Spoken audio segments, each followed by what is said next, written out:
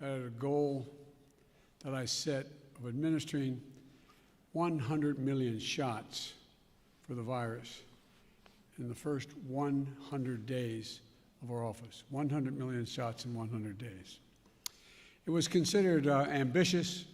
Some even suggested it was somewhat audacious. Experts said that the plan was, quote, definitely aggressive, and distribution would have to be seamless for us to be successful. One headline simply put it, quote, it won't be easy, end of quote. Well, it wasn't. When we took office, there was a lot that had to be done. We needed more vaccines, more vaccinators, more places for people to get vaccinated. And we needed a whole-of-government approach. So I directed Jeff Zients, the coordinator of our COVID-19 response, to put us on a war footing, and I meant that in a literal sense, to get us on track to truly beat this virus.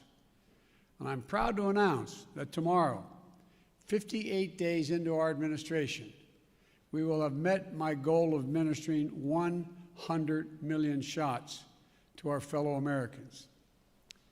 That's weeks ahead of schedule, and even with the setbacks we faced during the winter storms. And there's another big step on the path to checking putting checks in pockets and shots in people's arms. When we crossed the 50 million doses just 3 weeks ago, I told you that every time we hit the 50 million mark, I'd update you on our progress. So here's where we are today. 8 weeks ago, only 8% of seniors, those most vulnerable to COVID-19, had received a vaccination. Today, 65% of people aged 65 or older have received at least one shot, and 36% are fully vaccinated. And that's key, because this is the population that represents 80% of the well over 500,000 COVID-19 deaths that have occurred in America. We have nearly double the amount of vaccine doses that we distribute to states, tribes, and territories each week. We have gone from 1 million shots a day that I promised in December before we were even sworn in to an average of 2.5 million shots a day, outpacing the rest of the world significantly. And here's how we accomplished this. Using the power given to a president under the Defense Production Act, we expedited critical materials in vaccine production, such as equipment, machinery, and supplies. We work with vaccine manufacturers to speed up the delivery of millions more doses and brokered a historic manufacturing partnership between competing companies who put patriotism and public health first. These steps put us on track to have enough vaccine supply for every adult American by the end of May, months earlier than anyone expected. And we stood up or supplied more than 600 community vaccination sites that are administering hundreds of thousands of shots per day.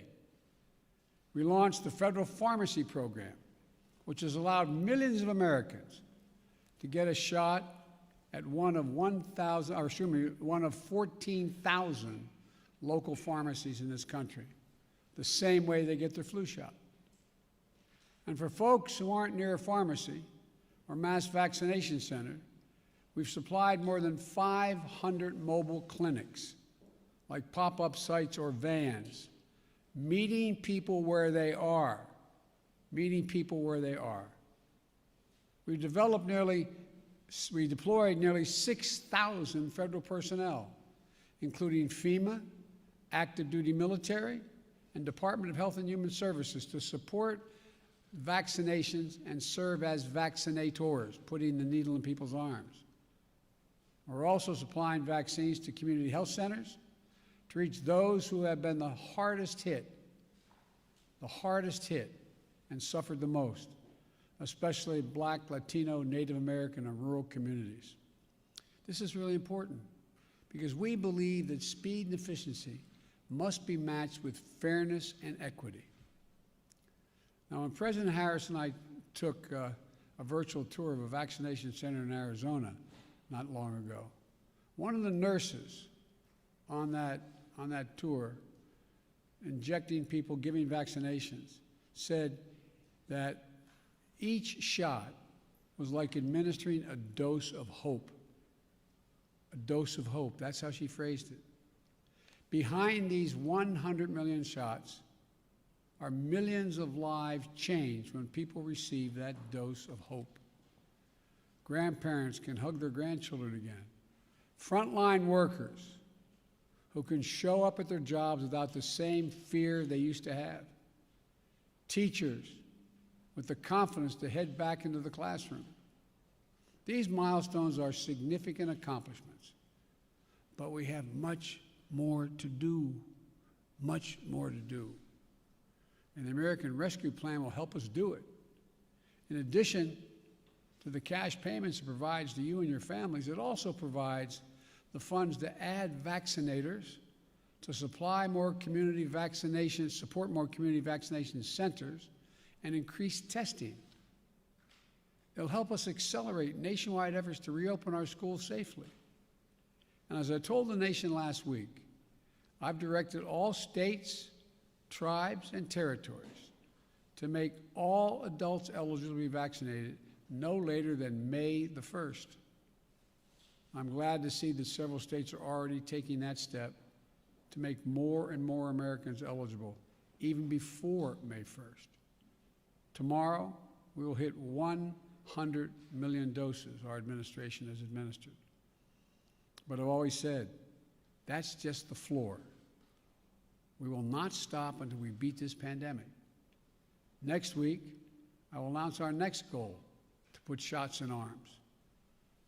This is a time for optimism, but it's not a time for relaxation. I need all Americans, I need all of you to do your part. Wash your hands, stay socially distanced, keep masking up as recommended by the CDC, and get vaccinated when it's your turn. Now's not the time to let down our guard. In the last week, we've seen increases in the number of cases in several states. Scientists have made clear that things may get worse as new variants of this virus spread. Getting vaccinated is the best thing we can do to fight back against these variants. While millions of people are vaccinated, we need millions more to be vaccinated. And again, I need you to get vaccinated when it's your term and you're able to do that. I need your help. I need you to help. Not just the country, but your family, your friends, your neighbors. Get them vaccinated as well. If we keep our guard up, stick together, and stick with the science, we can look forward to a 4th of July that feels a bit more normal, with small groups able to gather for cookouts in backyards, and where we began to declare our independence on Independence Day from the virus. Look, together we're going to come through this stronger, with renewed faith in each other and our government that fulfills its most important function, protecting the American people. Let me be clear again.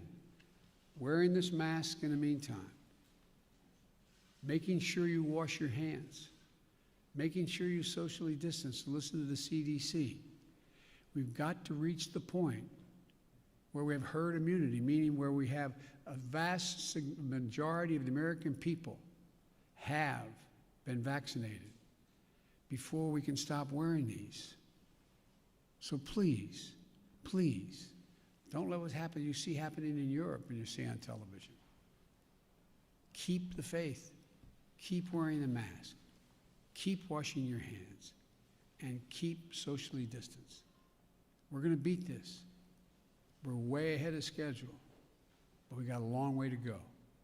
So I just wanted to bring you up to date. I thank you very much, and may God bless America. May God protect our troops. Thank you so much. Mr. President, Vladimir Putin wants open talks. Would you agree to that? Your reaction to the photo of children in the border detention centers, sir?